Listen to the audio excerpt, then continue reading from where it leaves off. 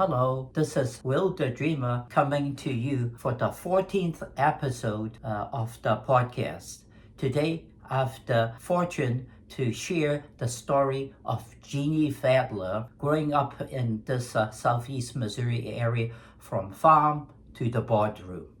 So I'll divide the podcast into three parts: her growing up as a child and her career as a nurse, and then become a vice president with the St. Francis healthcare system. And at the very end, share her lessons of success and her outlook about current field in nursing.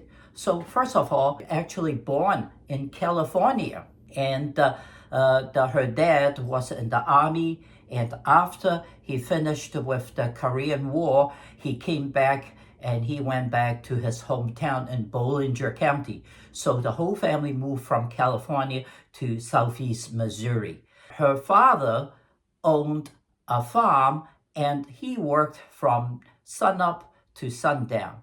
So that teaches Jeannie very good work ethics. Also, her mother set a very good example. She was a school teacher. And Jeannie went to school with the Meadow Heights school system.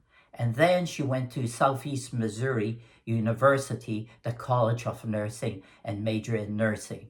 So let's get to the second part. What really inspired Jeannie to go into nursing was that when she was fairly young, between the age of 6 and 7, she had some illnesses that she was hospitalized a few times. A nurse is very good to her, and since then she has a very good impression about nursing and want to go into nursing to help other people. So she graduated from the College of Nursing in 1973. And she started with St. Francis Medical Center as a staff nurse on the floor. After 1 year, she went to the intensive care unit and worked there. And within a year or plus, she was elevated to an administration role, be administration and some nursing. She had a good mentor. Marcia Ritter, who was also RN and an administrator at that time, took her under the wing and was her mentor. So they worked very well for many years, and Jeannie filled in different administrative roles. In 1998, the CEO at that time at St. Francis was Mr. Steve Ballage. And Jeannie Fadler, with all her success, was elevated to become the vice president. Now, at that time, there's only very few vice presidents, and nowadays that this is a little bit more diluted. There are more title with vice president. Now, Jeannie joked with me, and Jeannie said that people joked with her that if she ever retires or steps away, it'll take two people to do her job.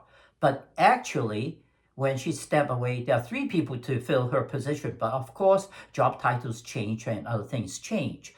Now, her responsibility was mainly with interpersonal relationship and with the line of nursing, with physician practices, and patient care satisfaction.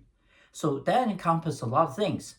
And also additional duties to look out on the economic impact and how everything is correlated. So it's very important that Jeannie learn a lot while she's on the job with all various positions and demands. So it's important, not only you go to school, you learn a lot on the job. Now, Jeannie worked until 2017 before she stepped away and retired from her position. But throughout, she also was taking on the board of Mid-America Transplant.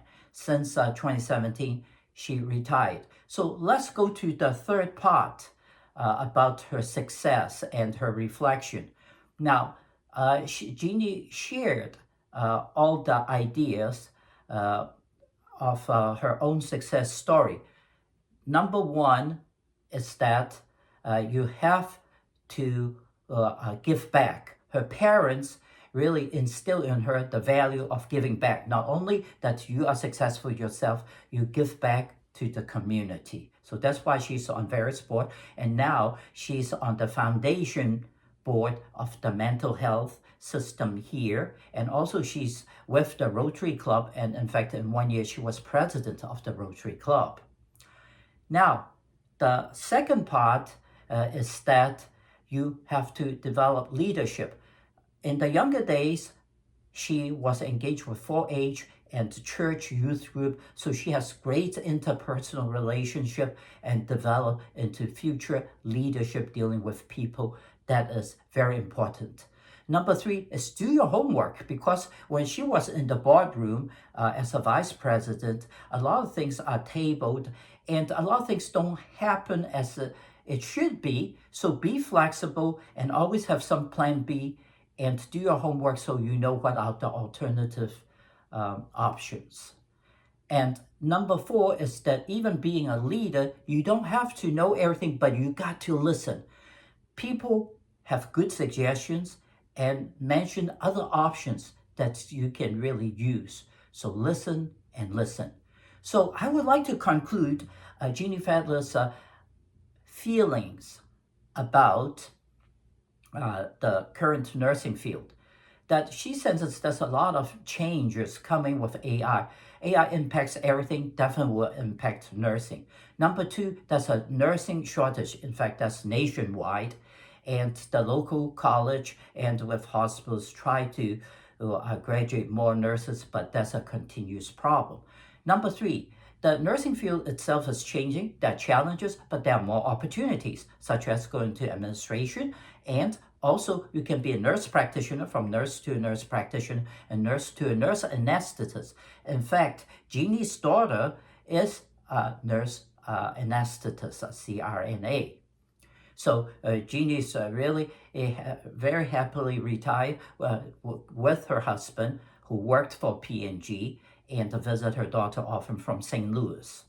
Now, one thing Jeannie did not share with me is that I always notice she's a very well dressed and have a great eye for fashion.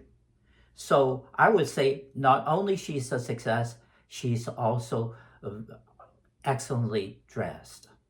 Now, dreamers, if you like it, please subscribe below. And I've started another series about lifestyle in Southeast Missouri. And there are short reels that becomes available. And also, please follow me on Will the Dreamer Facebook for other events. So dreamers, be good. Keep on dreaming until we meet again. Bye.